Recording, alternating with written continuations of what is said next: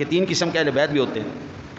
بعض لوگوں کو نا جی عادت ہوتی ہے کہ انہوں نے کبھی علمی سمندر کے اندر تیراکی نہیں کرنی اور علمی موتیوں کو نکال کے باہر نہیں لانا، وہ بیچارے کنویں کے مینڈک بنے ہوتے ہیں، اس حساب سے کبھی نکلتے نہیں۔ وہ ایک مچھلی، آج کل سیلاب آیا ہوا نا جی، تو دریاؤں کے اندر ریلے آتے ہیں، دریا ابلتے ہیں، تو وہ پھر دیہاتوں کی طرف رخ کرتے ہیں، کئی مکان بھی تباہ ہو گئے، کئی نقصانات ہو گئے۔ اس سے ایک یہ بھی بات ہوتی کہ وہاں سے مچھلیاں نکل کر نا جی اگر کنواں شواں کھودا ہو تو اس کے اندر مچھلیاں بھی آ جاتی ہیں۔ مینڈک ایسی مخلوق ہے، وہ ہر جگہ پیدا ہو جاتے ہیں، وہ آپ کو دریا کے کنارے پہ بھی ملیں گے، وہ آپ کو کنویں کے اندر بھی ملیں گے، وہ آپ کو چھپڑوں کے اندر بھی ملیں گے، جدھر بھی تھوڑا سا پانی کھڑا ہوا مینڈک آپ کو وہاں پہ نظر آ جائے۔ مچھلی گئی کنویں کے اندر، وہ مینڈک نے ساری زندگی مچھلی دیکھی کوئی نہیں، کنویں کے اندر پیدا ہوا۔ انہوں نے پوچھا، مینڈک نے پوچھا، بہنیں تو کون ہے؟ نے کہا میں مچھلی ہوں۔ اچھا تو مچھلی ہے، تو کہاں رہتی ہے؟ نے کہا میں سمندروں میں رہتی تھی، وہاں سے دریاؤں میں آئی ہوں اور دریا سے پھر میں یہاں پہ آ گئی۔ مینڈک کہنے لگا وہ جو سمندر ہوتا ہے وہ کتنا بڑا ہوتا ہے؟ اس طرح نا جی دائرہ لگا کے چھوٹا سا دائرہ، مینڈک مچھلی سے پوچھ رہا ہے کہ اتنا بڑا سمندر ہوتا ہے؟ اس نے کہا نہیں سمندر بہت بڑا ہوتا ہے۔ مینڈک نے تھوڑا سا بڑا دائرہ لگایا، اتنا بڑا؟ کہا نہیں اس سے بھی بڑا ہوتا ہے۔ وہ آدھے کنویں کا چکر لگا کے آیا، کہا اتنا بڑا؟ کہا نہیں اس سے بھی بڑا ہوتا ہے۔ وہ نا مینڈک صاحب کنویں کے کنارے کنارے کنارے کنارے چل کے پورا چکر لگانے کے بعد آ کے کہتے لگا اتنا بڑا ہوتا ہے؟ کہا نہیں اس سے بھی بڑا ہوتا ہے۔ مینڈک کہنے لگا اس سے بڑا ہو ہی نہیں سکتا۔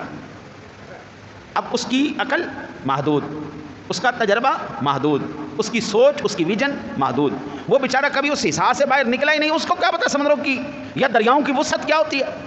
اور بابا دریاؤں کی وسعتیں آپ دیکھیں، آپ سمندر کی وسعت دیکھیں تو عقلیں دنگ رہ جاتی ہیں۔ علم کی وسعتیں کتنی ہیں بابا، بندہ اس کو اپنے احاطے میں نہیں لا سکتا۔ اب میں کہوں نہیں جی حضور کی ایک ہی بیٹی تھی، حضور کی ایک ہی بیٹی تھی، وہ اللہ کو کنویں کے مینڈک کبھی کم از کم باہر نکل کے دیکھ، قرآن پڑھ کے دیکھ، حدیث پڑھ کے دیکھ، تجھے حضور کی 4 بیٹیوں کا ذکر ملے گا، حضور کے بیٹوں کا ذکر ملے گا، میرے نبی کے ابراہیم بیٹے کا ذکر ملے گا، میرے نبی کے بیٹے قاسم کا ذکر ملے گا۔ آؤ مواہب اللہ دنیا والے نے لکھا میرے نبی کے ایک بیٹے کا نام طیب تھا، ایک کا نام طاہر تھا، ایک کا نام مطہر تھا۔ میرے نبی کے ایک بیٹے کا نام قاسم تھا، ایک کا نام عبداللہ تھا، ایک کا نام ابراہیم تھا۔ میرے نبی کی بیٹی کا نام ام کلثوم تھا، زینب تھا، رقیہ تھا، بی بی فاطمہ تو زہرا تھا۔ میرے نبی کی اولاد پاک کا یہ نام نامی اسم گرامی تھا۔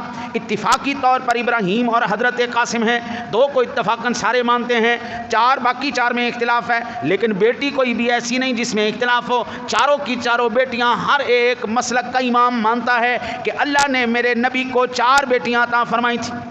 اللہ نے میرے نبی کو 4 صاحبزادیاں عطا فرمائیں، 2 صاحبزادے عطا فرمائے، وہ بچپن میں وصال فرما گئے۔ اور اس کے پیچھے حکمت یہ تھی کہ اگر حضور کا صاحبزادہ کوئی زندہ رہتا اور نبوت نہ ملتی پھر یہ عظمت والی بات تو تھی نہیں نا۔ اللہ تعالیٰ نے اپنے محبوب کو صاحبزادے ضرور دیے تاکہ کوئی بے اولادی کا تانا نہ دے سکے۔ ہاں جی کافروں نے تانا لگایا نا، فرمایا یہ بے اولادوں کے معاذ اللہ مرے گا، یہ بے اولادوں کے اس دنیا سے جائے گا۔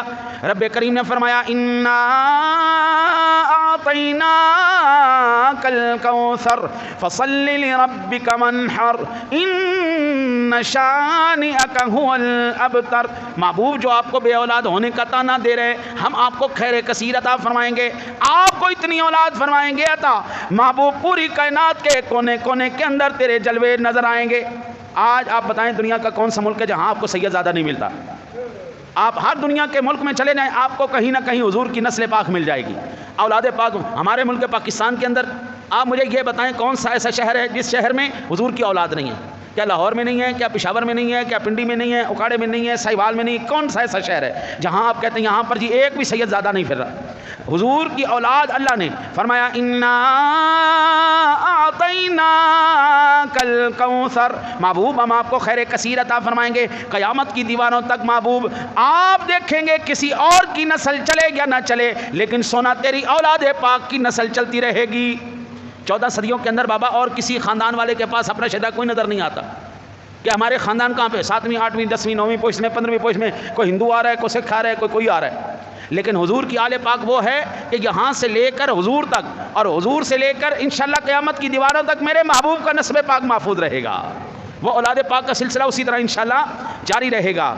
سب نسب تو قطع ہو جائیں گے محشر میں مگر منقطع ہرگز نہ ہوگا دودھ مانے اہل بیت جس نے دی ایذا نبی کو اس نے حق کو دی ایزا، اور موذی ہے نبی کے موذیان اہل بیت، دشمنان کبریا ہیں دشمنان مصطفیٰ، اور دشمنان مصطفیٰ ہیں دشمنان اہل بیت۔ میرے نبی کی آل پاک سامنے ذویل احترام، اللہ وحدہ لا شریک اپنے محبوب کی آل کا سلسلہ قیامت تک انشاءاللہ جاری رہے گا۔